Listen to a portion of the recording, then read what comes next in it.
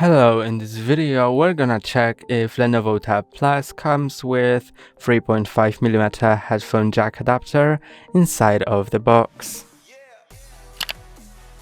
Here is my LENOVO Tab Plus box, and let's open it to see if there's a headphone adapter inside.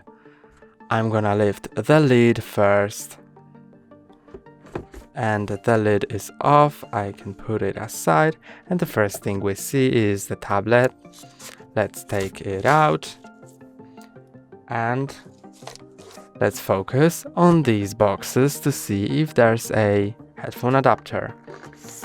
On the bottom box we can find, what do we see here? Safety and warranty guide, quick start guide, and SD card tray opener. And on the bottom box, let's see what's on the bottom box.